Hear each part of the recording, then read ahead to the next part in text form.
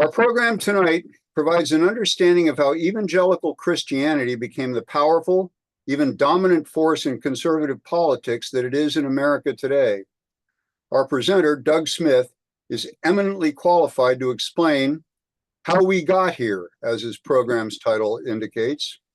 He was raised in a conservative evangelical family in the conservative evangelical stronghold that is the western part of Michigan's Lower Peninsula. He is a graduate of Cornerstone University in Grand Rapids, Michigan, with a degree in business administration, and went on to a 45-year career in evangelical radio broadcasting. He managed KNWS Radio, Life 101.9 in Waterloo, for 19 of those years.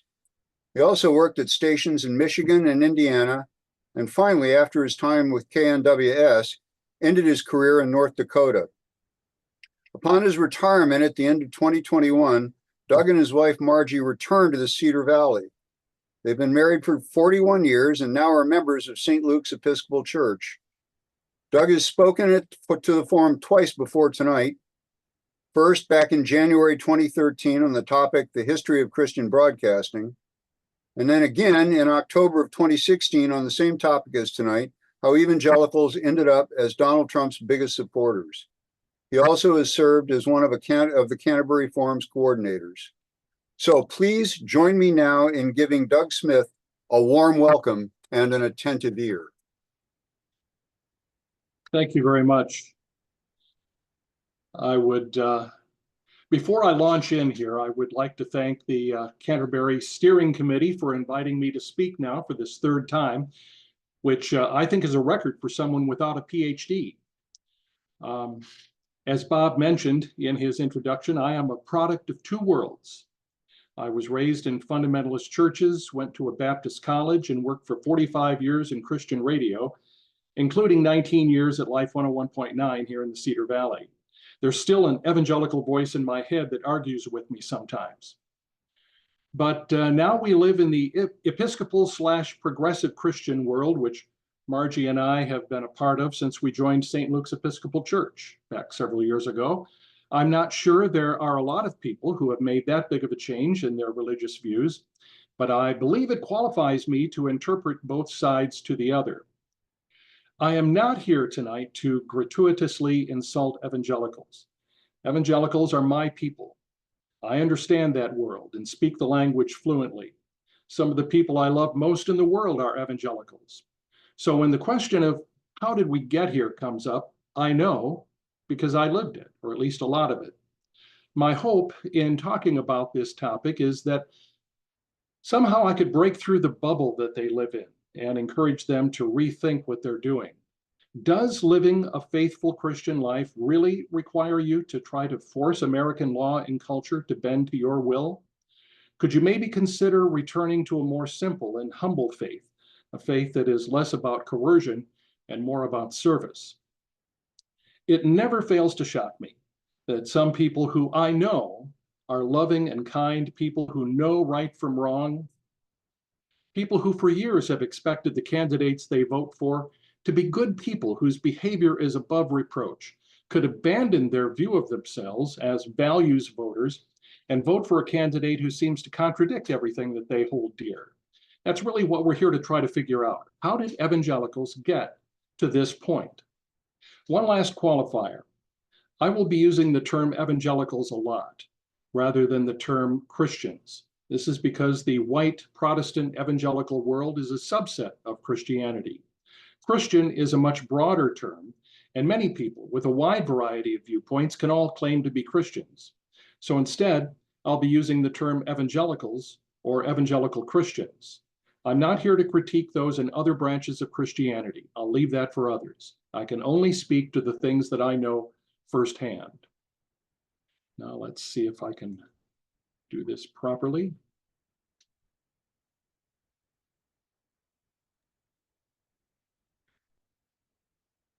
You've got it.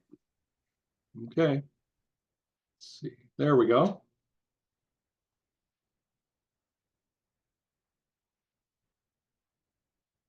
All right. So how did we get here? How did evangelicals become such a potent force in politics? Why do we care what they think and how they vote? How have they typically voted in the past, and what issues are most important to them? To answer these questions, we need to go back a few years and talk first about the predecessors of today's evangelicals, and those are the fundamentalists. While they are two distinct branches of Protestant Christianity, they are exactly the same in terms of basic theology. But we begin our search for how did we get here even farther back. One of the through lines in my presentation tonight has to do with public schools. After the Civil War, when it was finally legal to teach young Black children to read and write, people in the Jim Crow South did not want Black and white children taught in the same schools. This was also true in areas of the North as well, but in the South, school segregation was mandatory and inviolable. Why? Well, probably lots of reasons, but I can think of two main reasons. First, they didn't want Black children to have the same level of education as the white children, lest they start thinking that they are the equal of whites and try to go to white colleges and get white jobs. And second, they didn't want Black and white children to grow up together lest they become friends and maybe even want to marry each other. So they came up with the legal justification of separate but equal to continue keeping the races apart. Keep this thought in mind about schools and the underlying issue of racism, because we'll come back to this topic again. In the early 20th century, there was a major schism taking place within many Protestant denominations in America. It was a reaction to new discoveries in science and theology. Darwin's theory of evolution was causing people to rethink the way they interpreted the first few chapters of Genesis.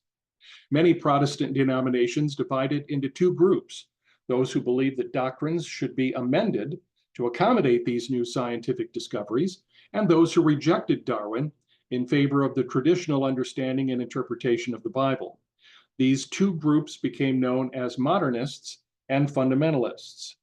In addition to evolution, there were new ways of studying and interpreting the texts of the Bible. In the 19th century, European scholars began studying the Bible with the same kinds of methods that they used to study other ancient texts. This method became known as historical critical scholarship. During this time, some scholars began teaching about the Bible in ways that contradicted traditional understandings. Again, these findings rocked the church world, and it became another fault line between the modernists and the fundamentalists. Fundamentalists took their name from a series of essays written between 1910 and 1915 called The Fundamentals. It was a set of 90 essays by 64 different authors and addressed the topics of evolution, higher criticism, the virgin birth, the deity of Christ, the inspiration of the Bible, the second coming of Christ, and other doctrinal beliefs that conservative theologians believed were under attack.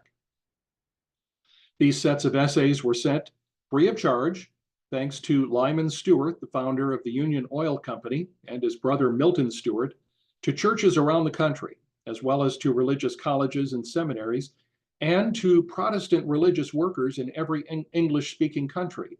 It was a reaction, a pushback against change and modernity. Many of the Protestant denominations of the time experienced battles for control, and many of them eventually split. There were a number of new religious colleges and seminaries established in the early years of the 20th century by various fundamentalist groups, trying to counter what they saw as heretical teaching in mainline Protestant seminaries. The high water mark in this battle was in 1925 in the court case known as the State of Tennessee versus John Scopes, which is now better known as the Scopes Monkey Trial. John Scopes was a public school teacher who taught evolution to his students in opposition to a law in Tennessee at the time, which forbade teaching evolution. Scopes was eventually found guilty, but the verdict was overturned on a technicality. Despite the guilty verdict, in the court of public opinion, fundamentalism had been humiliated. In the wake of the trial, fundamentalists withdrew from politics and culture and concentrated on building their own infrastructure, such as book and magazine publishers, mission societies, radio programs, and more. Even hymnals all took off as the fundamentalist world grew, but pretty much out of sight of mainstream culture. In fact, the term separate or separatist became part of the lexicon of fundamentalism. It was also during this time that fundamentalism began to take on characteristics of political conservatism.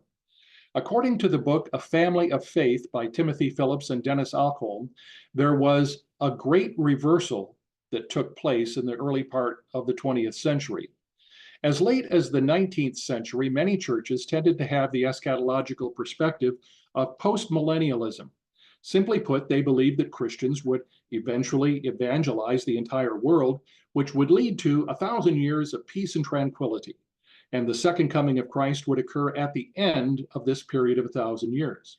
So the role of believers was to help people better themselves, clearing slums, attacking vice, setting up orphanages, starting hospitals, in general, doing good, which tended to make them lean to the liberal side of the equation politically in their efforts to use political means to promote the betterment of society. However, as fundamentalism began to emerge in the early 20th century, it tended toward a different perspective on the end times. Since the modernists were holding on to the post-millennial position, fundamentalists decided to embrace a new view of eschatology called dispensationalism, which has as its centerpiece a new concept called the premillennial rapture of the church. It was first developed and promoted by John Nelson Darby, a clergyman in England and Ireland in the mid-1800s. Dispensationalism divides up human history into 7 ages or dispensations, the current one being the 6th, the age of grace or the church age. This dispensation is supposed to come to a close with the rapture or removing of the true believers, and then the judgment of God will be poured out on the people left behind in the form of the Great Tribulation. This, in turn, is ended after 7 years by the second coming of Jesus, who defeats the forces of evil and sets up his millennial kingdom on earth, which is the 7th and final dispensation.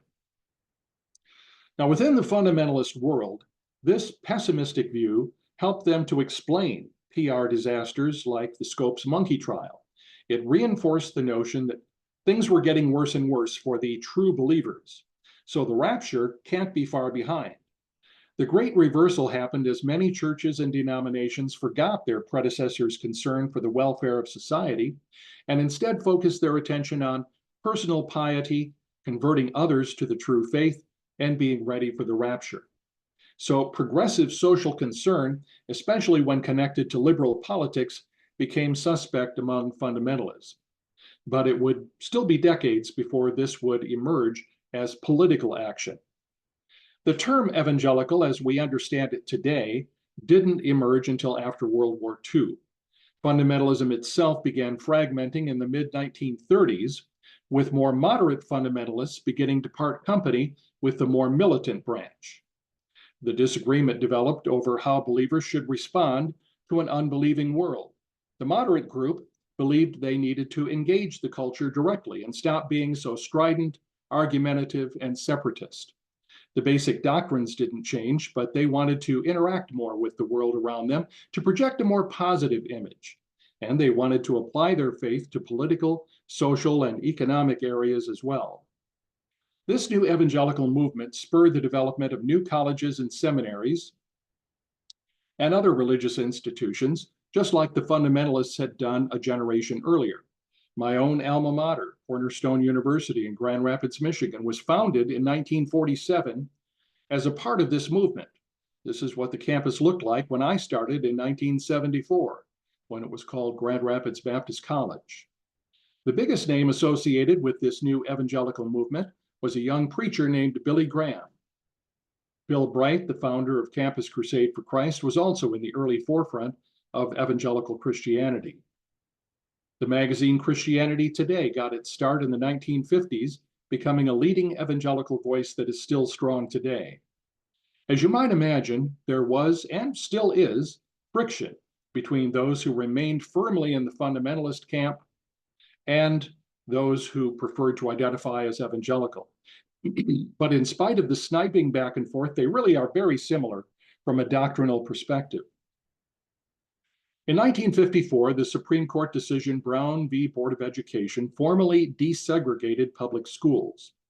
In response, white churches throughout the South started their own church-run private schools, sometimes referred to as segregation academies. Remember what I mentioned earlier about how schools are a key to understanding how we got here. Since these academies were owned by churches, which are legally defined as charitable institutions, the schools were also considered to be tax exempt. By the way, the Protestant Christian schools of today in both the North and the South are the direct descendants of these segregation academies. Not that they overtly keep minorities out, but the tuition price is set high enough so that the vast majority of students come from prosperous white families. If you wonder about a Protestant Christian school near you, check the date that it started. If it was founded after 1954, it's possible that its original purpose was to be a haven for white kids and their families. Also, in case you're wondering why Protestant Christian schools were not really a thing before 1954, it's because the white public schools were Protestant Christian schools. A quasi-religious group, the John Birch Society, began in 1958. It was not a fundamentalist organization, but there were many fundamentalists among their members and donors. They advocated for the impeachment of Chief Justice Earl Warren regarding the Brown v. Board of Education decision because they opposed integrated schools. They also opposed big government, communism, globalism, welfare, the civil rights movement, the United Nations, and they were very much into conspiracy theories. Some have called the John Birch Society a bridge between McCarthyism and the moral majority. At the time, they were considered an extremist fringe group, but we hear strong echoes of their rhetoric in today's Republican Party. Their founder, Robert Welch, called his group God's Angry Men. Essentially, what they added to this issue was to normalize inflammatory right-wing rhetoric. Moving into the 1960s, we had two decisions by the Supreme Court regarding mandatory verbal prayer in schools and Bible reading in public schools. I remember in my kindergarten class at the beginning of each school day in the early 60s, we would recite both the Pledge of Allegiance and the Lord's Prayer. But when I moved on to the first grade, we stopped saying the prayer. At the time, I didn't understand why, and nobody explained it to us. But that issue became a cause célèbre in Christian circles, with people claiming that the government had kicked God out of the schools. The school prayer issue, combined with the teaching of evolution in public schools, became the reason many churches used to justify their Christian schools.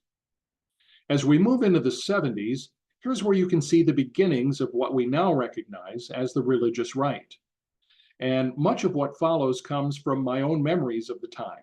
I was in high school in the early 70s, and in 1974 began my college education at what was then known as Grand Rapids Baptist College. Having grown up in this environment, I was aware of what was considered important, and I fully bought into all of it. One question that I can definitively answer from my own experience is the question, did the religious right begin in 1973? You might be thinking, well, 1973 was the Roe v. Wade decision. Isn't that the beginning of the religious right? That is not correct. Throughout my college years, 1974 to 1978, I don't remember any mention of the abortion ruling or how Christians ought to react to it. Now, if that had been a thing in evangelical circles, you can be sure that we Christian college students would have been the first to hear about it and be mobilized into action. Instead, here's what really happened. On June 30th, 1971, the US Supreme Court issued a ruling that denied tax-exempt status to any charitable institution that engages in overt racial discrimination. This meant that schools would have to pay taxes, and donations to these schools would not qualify as tax-deductible contributions for the donors. So the Internal Revenue Service began sending questionnaires to Christian schools and colleges, including Jerry Falwell's Lynchburg Christian Schools, now known as Liberty University, and Bob Jones University in Greenville, South Carolina, which is still a leading fundamentalist institution. Now, of course, they had to acknowledge that they did not admit African American students, but they decided to frame it as a religious freedom issue instead, rather than a racial segregation issue. In the case of Bob Jones, they tried to placate the IRS by admitting some African-American students, but putting in place a policy that forbade interracial dating and marriage.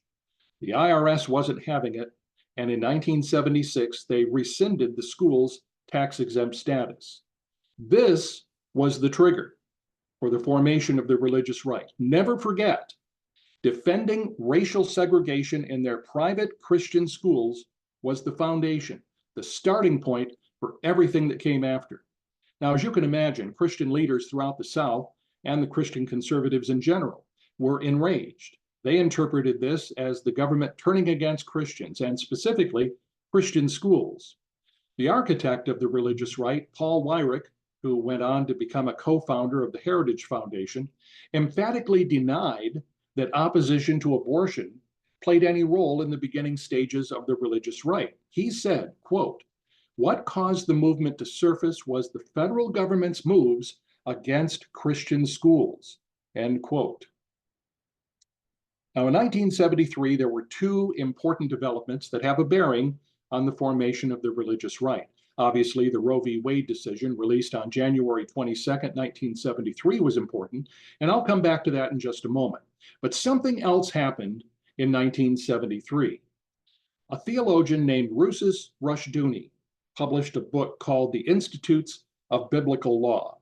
In it, he proposed that God's law, as revealed in the Old and New Testaments of the Bible, and as interpreted by himself, should be the standard and authority for civil law and government. In other words, a theocracy in which the civil government is guided directly by the laws found in the Bible. Religious and political authorities would be closely intertwined, with civil law derived explicitly from biblical teachings. You know, the same way Sharia law works with Islam.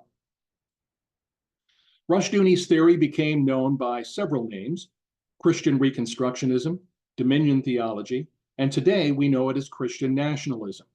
But at the time, although it did get some press, it wasn't generally known outside of academic and theological circles.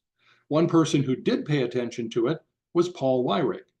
Now, he denied that he favored establishing a theocracy in America, but clearly many of the arguments made in the book found their way into the messaging of the religious right. It's only been in recent years, mainly since the rise of Donald Trump, that we've come back to Rushdoony and his political views. So we'll circle back on this later. The big news in 1973 was the abortion decision, but it did not lead to the formation of the religious right. Most evangelical churches and pastors didn't react to it at all, and those who did were rather restrained. The Southern Baptist Convention expressed support for laws liberalizing abortion access. W.A. Criswell, pastor of the influential First Baptist Church of Dallas, expressed support for the Supreme Court's decision in Roe, taking the traditional theological position that life begins at birth, not conception. The Southern Baptists did not adopt a pro-life stance until 1980. The Roman Catholic Church in the U.S. did react immediately in 1973, but it was 6 more years, 1979, before abortion became a political flashpoint for evangelicals. Jerry Falwell's first sermon about the abortion issue didn't come until 1978. So now we come to 1979, and this is the part that infuriates me personally. It was 1979, not 1973, that the moral majority was founded and the religious right was born. As I said, I lived in the conservative evangelical world throughout that time, and it was decades before I realized how I and most other people I know were manipulated back in 1979. Now, I was aware of the tax battle that Bob Jones lost, but I didn't know what was going on behind the scenes.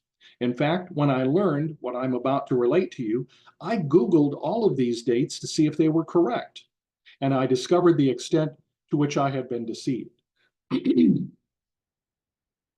The fury of these evangelical leaders over their inability to segregate their schools led them to try to find a way to get the great masses of evangelicals in the pews motivated to join in their fight against the federal government and to vote the way they wanted them to. Could they be motivated to vote to prop up school segregation? Well, not in 1979. So they had to pick another topic. What issue had the power to stir people emotionally? A catalyst that was so strong it would affect how people voted.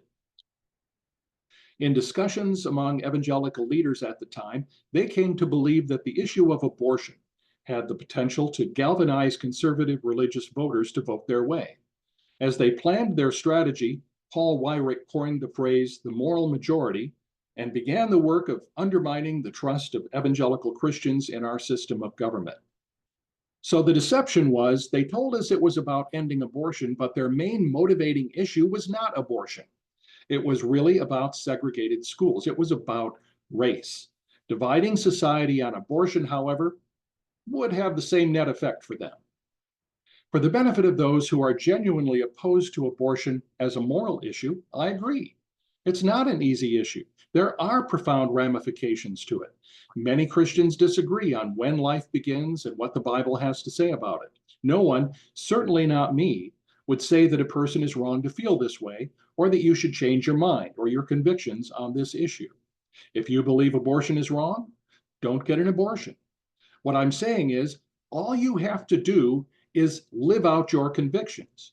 You don't have to vote to force everyone else to live out your convictions. It is also sad to reflect on the fact that to focus all this attention on abortion, which is never mentioned in the Bible, by the way, took away from all the things that actually are mentioned in the Bible. Things like helping the poor, the hungry, the sick, the homeless, loving your neighbor as yourself. But I guess there's no fame or power or money in fighting poverty, hunger, or homelessness. This fixation on abortion also hurt the cause of evangelism itself. If you're trying to spread the gospel and turn America back to God, it doesn't help your cause to spend all of your time and energy and money on taking rights away from people. It's clear, no matter whose data you look at, that membership in evangelical churches is declining rather rapidly. The number one religious classification in America today, the nones. That's N-O-N-E-S. In 1979, this new moral majority began to educate evangelicals on why they should believe that abortion is wrong. In 1979, an author and theologian named Francis Schaeffer and a surgeon named Dr. C. Everett Koop teamed up to do a film series called Whatever Happened to the Human Race. This series and its accompanying book put abortion unquestionably on the front burner of evangelical concern. Schaeffer and Koop had to convince evangelicals that abortion should not just be a Catholic issue. This film series was not intended for theatrical release or television. It was designed to be shown in smaller settings. These films were shown extensively in churches throughout the country, as well as Christian colleges and seminaries. And they slowly started convincing the evangelical rank and file that legalized abortion was a sin, and the Roe v. Wade decision had to be overturned, or God would punish America. This issue was incorporated into the Republican Party platform in 1980. In the run-up to the 1980 election, Falwell, Weyrich, and others argued that the godly choice was not Jimmy Carter, a Southern Baptist school teacher, Sunday school teacher, and fellow evangelical, but a divorced and remarried Hollywood actor who had no evangelical bona fides, Ronald Reagan. Carter's Christianity led him to do justice, seek peace, and fight racism. But that's not what evangelicals wanted in 1980. The leaders in the evangelical world wanted power and access to power so they could continue their battle against the federal government and school integration. Abortion was a decoy. We were played for the greater glory of Jerry Falwell, James Dobson, Francis Schaeffer, Paul Weyrich, Pat Robertson, Richard Viguerie, and many others. I only learned the details of this within the past 15 years, and that's why I feel betrayed and taken advantage of. Yet, not everyone who learns about this has the same reaction as I did. It reminds me of a quote attributed to Mark Twain. It's easier to fool people than to convince them that they've been fooled. Most evangelicals dismiss this or deny it, rather than admit that they've wasted decades and untold amounts of money trying to fight this battle. With Reagan in the presidency starting in 1981, a number of things began to go the way the moral majority wanted. That organization itself faded out by the end of the 1980s, but in its place was a different organization, one I'll bet you've never heard of. It's called the Council for National Policy. It began in 1981, and from that time to this has operated in secrecy. Only a few media leaks over the years have revealed their strictly confidential membership lists. A few of the past and current members include Tim LaHaye, author of the Left Behind books, Paul Weyrich, Pat Robertson, Jerry Falwell, Phyllis Schlafly, James Dobson, Trent Lott, John Ashcroft, Oliver North, Steve Bannon, Kellyanne Conway, Leonard Leo, and Virginia Thomas. Gathered under its umbrella are the following organizations: the Christian Coalition, the Heritage Foundation, the Family Research Council, Tea Party Patriots, Faith and Freedom Coalition, the Koch brothers, Turning Point Action, and much more. Over the years, these individuals, organizations, and their extremely wealthy donors have coordinated a long-term strategy for turning this country into a religious autocracy. Their goal is not to reform government. Their goal is to destroy what is now standing and replace it with a government designed by and for them, and create the Christian nation they've always wanted. One notable decision made during the Reagan years that still has major ramifications today is the abolition of the Fairness Doctrine. The Fairness Doctrine had been in place since 1949, and it said that all broadcasters had the responsibility to present controversial issues of public importance, and to do so in a manner that fairly reflected differing viewpoints. If one side of an issue gets airtime, the other side must get equal time to share their views. In 1987, that rule was killed by Reagan appointees on the FCC.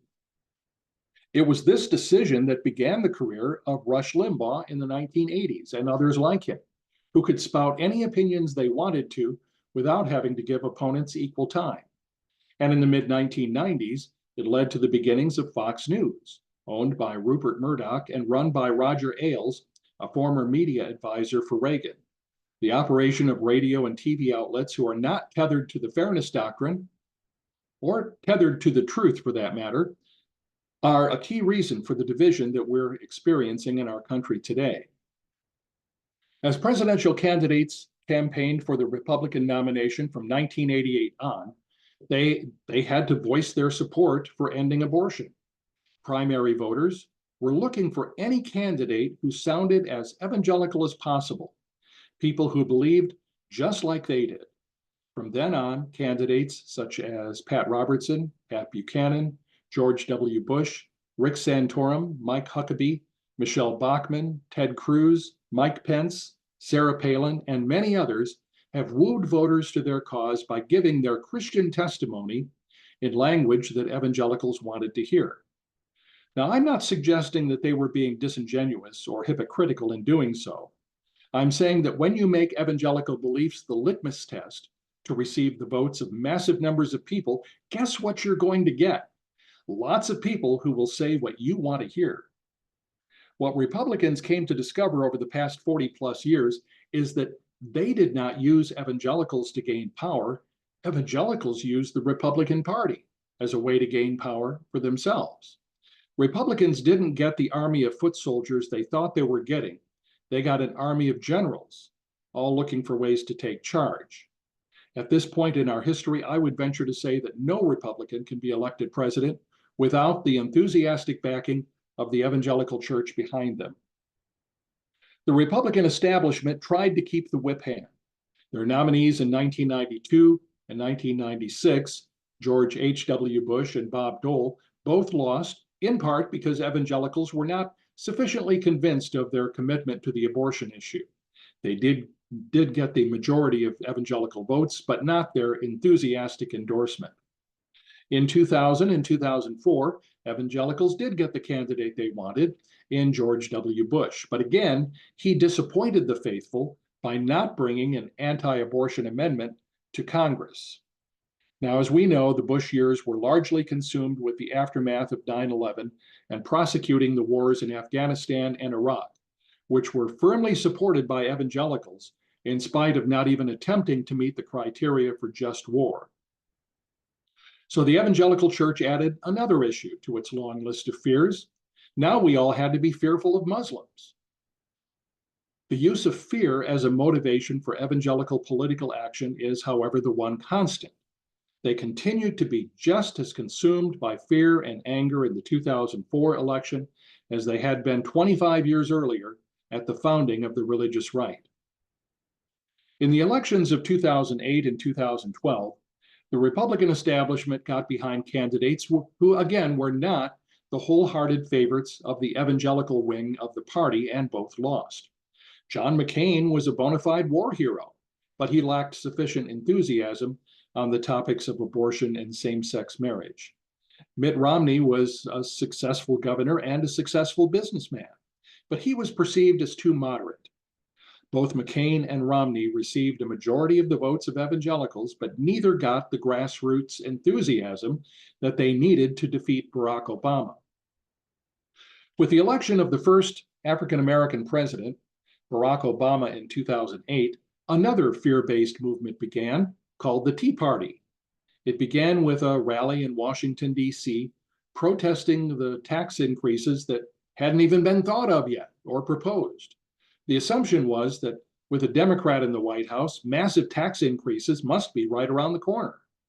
This movement was enthusiastically embraced by evangelicals. But the Tea Party soon came to be a catch-all term that included not only cutting taxes, but also expanding gun rights, eliminating regulations, preventing healthcare expansion, and denying climate change, all of which had the effect of pushing the Republican Party even further to the right. The undercurrent was that of racism, appalled that their country had elected an African American as president. In the 2010 election, many moderate Republicans were primaried out of office as the effort to purify the party gained strength. They wanted only those who were committed to this vision of a Christian nation to hold office. Those who were committed to actually governing and being willing to compromise in order to solve problems for their constituents were pushed out as being insufficiently Republican. They were called rhinos, Republican in name only. And in 2010, with the strength and fervor of the Tea Party behind them, Republicans took a commanding majority in the House and narrowed the gap between the parties in the Senate. I believe that 2010 was the year evangelicals took control of the party. From then on, the Republican establishment was fighting a rearguard action to keep from being entirely overwhelmed by the evangelicals. Now, several notable things happened in 2010 that fixed that year in my mind. When Senator Chuck Grassley accused President Obama's healthcare legislation as setting up death panels, a phrase popularized by Sarah Palin, I knew we'd lost him. No longer a principled conservative, he'd cast his lot in with the Tea Party. Another event in 2010 was the backlash here in Iowa against the state Supreme Court, who had ruled unanimously in 2009 in the Varnum decision that same-sex marriage was protected by the Iowa Constitution. A massive campaign was launched by a conservative evangelical group here in Iowa called the Family Leader against the three members of the court who were up for a retention vote in 2010. Led by the organization's founder, Bob Vanderplatz, they were successful in unseating all three justices. And the final thing that made the year 2010 memorable from a personal point of view, that's when my wife Margie and I finally left the evangelical world and joined St. Luke's Episcopal Church. During the Obama years, evangelicals vilified him for pushing the Affordable Care Act through Congress, bringing 45 million more Americans health insurance coverage. As I watched the arguments go back and forth during those years, I sadly concluded that only countries that are racially homogenous can muster the political will to actually cover all of their citizens with health care or the other social safety net programs. Once you have a multi-ethnic country, the dominant race will refuse to take care of them. We're not spending our money on those people. The truth is, it's the people who view minorities as lazy or greedy who prevent this country from helping our most vulnerable citizens. Essentially, preventing us from doing what Jesus told us to do in Matthew 25, feeding the hungry, providing clean water for the thirsty, welcoming the stranger, clothing the needy, looking after the sick, and visiting prisoners. Now, evangelicals will say that they do those things as individuals and churches, but that God never commanded governments to redistribute money to carry this out. To that, I say that what we do as a government is a reflection of us as individuals, we the people. The task is monumental. It's far too big for any individual person or church, no matter how wealthy. We all, as a nation, need to work together to solve these seemingly intractable problems, and yet we don't. So anyway, on with our sad story. Enter Donald Trump, coming down the escalator in 2015 to announce his candidacy for president, kicking it off with a racist diatribe against Mexicans, and following that up a month later, calling for a total ban on Muslim immigrants. He was the first presidential candidate that evangelicals enthusiastically supported in spite of the obvious lack of any religious piety or rhetoric. They supported him because he pandered to them. Remember that word, pandered. He told them exactly what they wanted to hear, that he would only appoint pro-life justices to the Supreme Court and many lower federal courts, appointees vetted and recommended by the Federalist Society and the Heritage Foundation. Remember when I said that the Council for National Policy doesn't want to reform government? They want to destroy it and replace it? Well, Donald Trump was their wrecking ball, and still is. Donald Trump would never have had a chance of winning had it not been for the organizing efforts of the Council for National Policy, their affiliated organizations, their ultra-wealthy donors, and the millions of evangelicals who cast their votes for him. Over 80% of evangelicals voted for Trump in both 2016 and 2020, and this year will be no different. With the Trump victory in 2016, Christian nationalism began to take shape as a viable political option. Remember how it was just a fringe idea back in 1973 with only a few adherents who took it seriously? Well, with someone in the White House who seemed more than willing to pander to them, evangelicals began to look seriously at what they might be able to accomplish. Of course, Christian nationalism is not commanded or justified by the Bible. Nowhere is the Christian believer told to change their culture or prevent anyone from doing anything. We are told to cultivate the fruits of the Spirit, and we are told to live in community with love as our guide. Belligerently insisting on getting our way is antithetical to the golden rule and everything taught by Jesus. But that has not stopped our friendly neighborhood theocrats.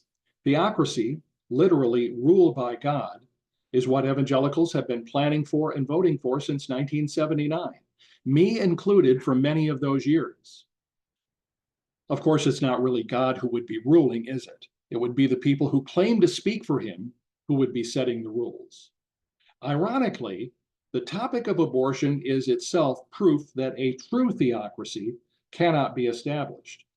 The people who are claiming to speak for God have taken a concept not found in the Bible, abortion, and elevated it to the status of Holy Writ, because it was politically expedient for them to do so. To insist on obedience to a law that is not found in Scripture illustrates that all of these so-called laws of God are only interpretations of what someone wants God's law to be. And with hundreds of distinct denominations in America, who gets to choose? Whose rules prevail? Christians can't even agree amongst themselves, let alone chart a course for the country. For the moment, though, God's law is whatever the Council for National Policy says it is. Maybe we should call their current leader the Ayatollah. By the way, I tried to find out who their current leader is, but that information is not readily available. By the way, here's something you may have wondered about. Why do rank and file evangelicals become so adamant about making everyone else behave the way they want them to? Why would they want to force everyone to obey their rules on abortion, same-sex marriage, transgender rights, and so forth? Because they believe God will bring judgment on America. Pastors and Bible teachers have been thundering for years that God will judge America in the same way we read about Israel being judged by God in the Old Testament. They don't want to get caught in God's crossfire. They, of course, believe it's fine for God to judge those sinners, but leave us righteous people alone.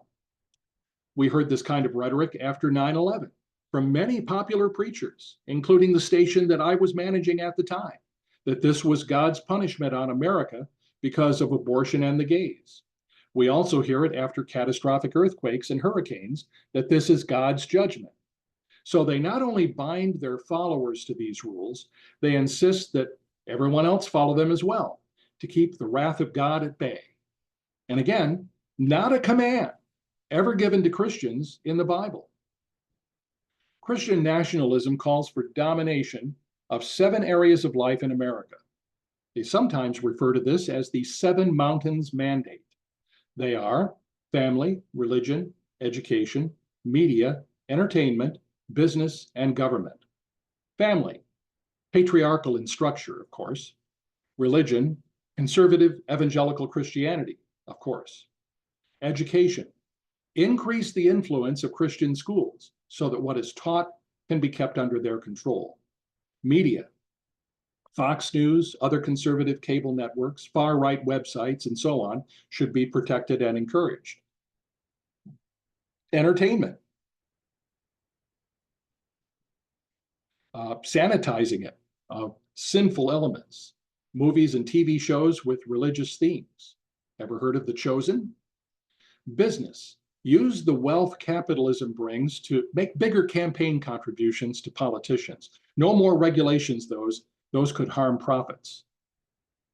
Elect politicians who will enforce conformity through laws, rules, and regulations based on their interpretation of the Bible.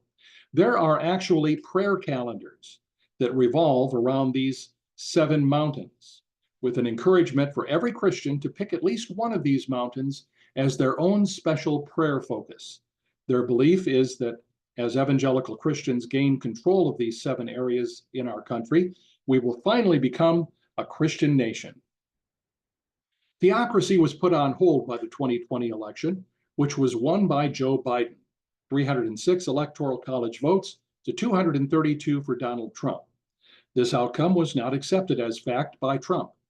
And because he claimed the election was stolen, millions of Americans believed him rather than their own eyes, which brings us to January 6th.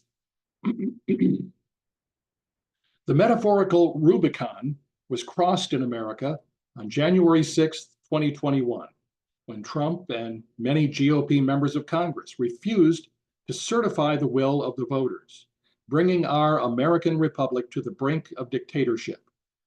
Among those in the forefront of the insurrectionists were evangelicals, who had been radicalized by Trump into attempting an overthrow of a democratic election.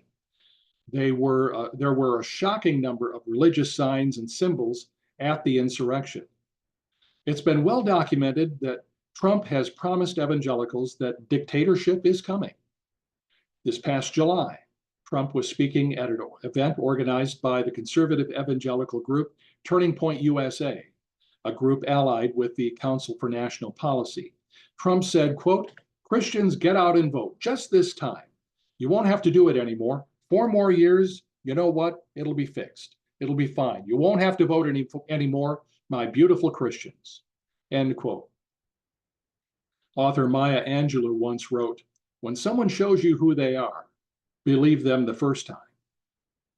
Over the past few years with Biden as president, Christian nationalism has been percolating along quietly behind the scenes, preparing for what they believe will be the coming Trump presidency.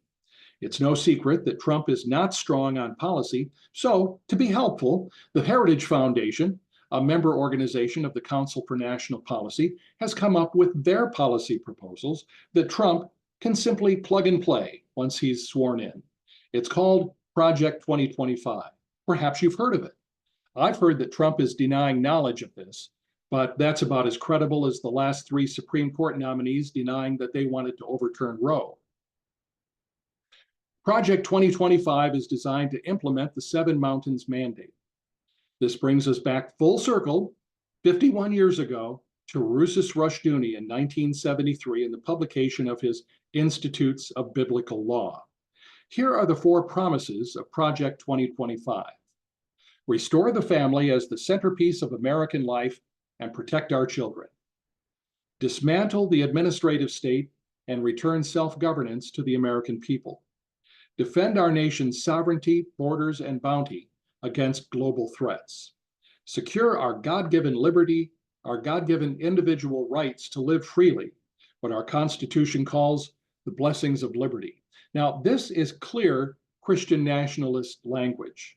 They want to enforce their definition of a biblically based marriage and all reproductive rights for women, including IVF, allow employers to deny health coverage for contraception, dismantle all diversity, equity, and inclusion initiatives, eliminate federal protections for LGBTQ rights, gut the civil service, weaken public education, and lots more.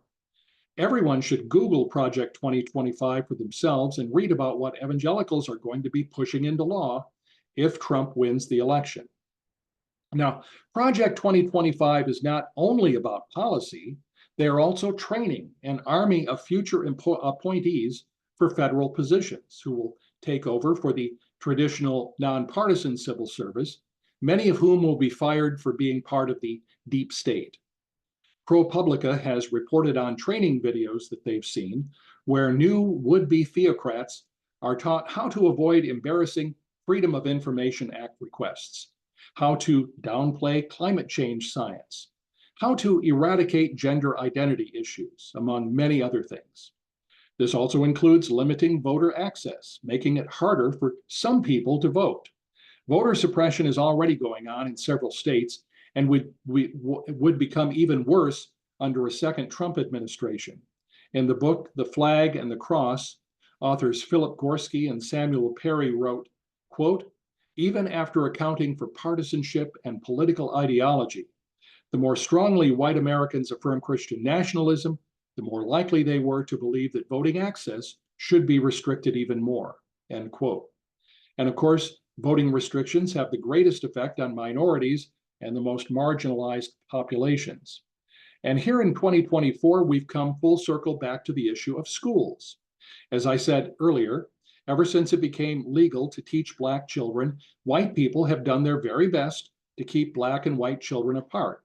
Separate but equal gave way to segregation academies, which morphed into Christian schools. Now, in Iowa and many other states around the country, state tax money has begun flowing to these private Christian schools, ostensibly to provide school choice for parents.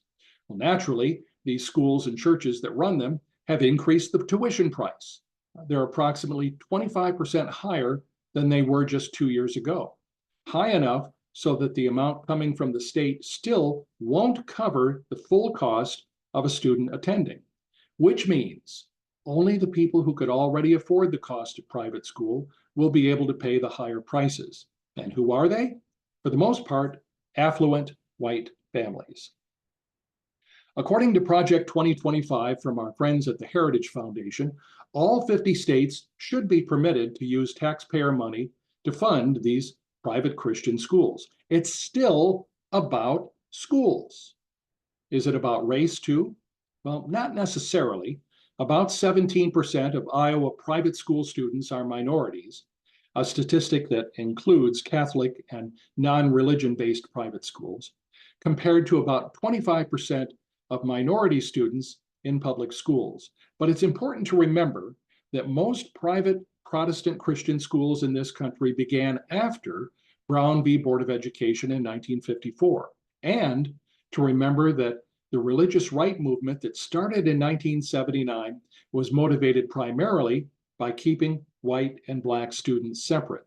So now these are the schools we're giving our tax money to?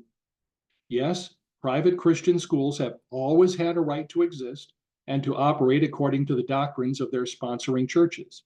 And up till now, they have done so as ministries of their church, funded by tuition and free will donations. That's the way it should be, not lining up at the trough for our tax dollars. Call me crazy, But it seems like the Establishment Clause of the First Amendment would prevent taxpayer funds from going to religious organizations, but what do I know? Now, does everyone who identifies as an evangelical feel the need to dominate everything in the country? No. Hashtag not all evangelicals. Just like not all Republicans are Trump supporters, not all evangelicals are Christian nationalists. How can you tell the difference?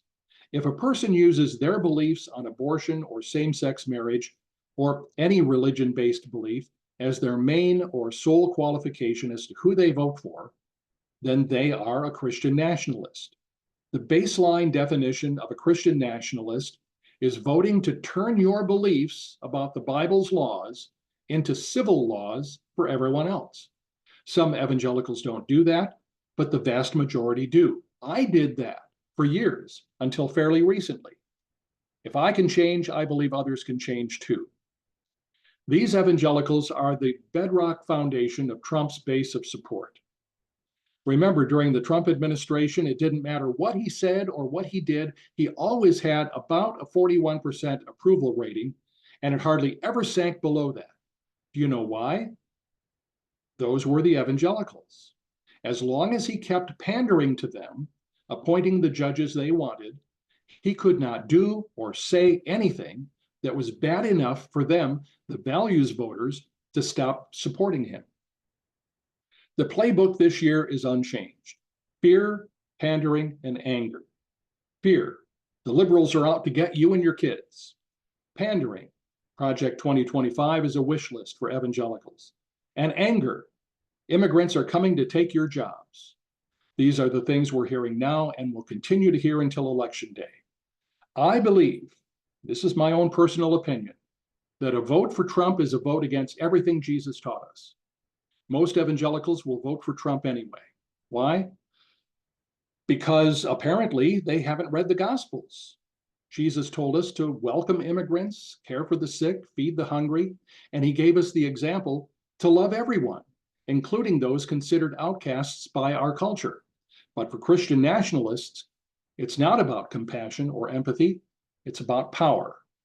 And that is how we got here. An organized, committed, and well-financed group, even if they're only a minority of the population, can take control, even if many of the evangelical rank and file don't even know they're being used for this purpose. And again, this is my opinion, politically active evangelicals are the single most divisive group in America today. Yes, politics has always been divisive and always will be, but by turning political divisions into religious divisions, they have weaponized an already volatile space. When the goal of millions of citizens is to vote for those who will turn their religious beliefs into civil laws, our secular democracy is on dangerous ground. Because they are claiming their candidates are chosen by God and their issues are doing God's will, no compromise is possible. There will be no compromising with the children of darkness. Now, this didn't happen overnight. Evangelical leaders have been playing a very long game since 1979. Some of the movement's founders have since died, and others have taken their place. But this long game for control of our country is still being played, and the only thing that can prevent them from winning is your vote. Now, obviously, I'm not going to make any prediction about the upcoming election, but I must add, even if Trump loses in November, politically active evangelicals aren't going anywhere. Christian nationalism will still be on the march. There will still be countless evangelicals who will continue to sit, soak, and sour in front of Fox News all day. There will still be a Council for National Policy. There will still be a family leader organization in Iowa. Kim Reynolds will still be the governor of Iowa, and they will all be back for more in 2026 and 2028. Those of us who call ourselves Christians and understand the danger of Christian nationalism must continue to be in the forefront of those who oppose it. Looking back over history, there was a time when Christian theology and clergy did control and dominate all of Western civilization, and it lasted for centuries. Today, we refer to that time as the Dark Ages. Let's not go back there. Thank you for listening. And thank you, Doug. I'm going to stop the recording now and open the floor to questions.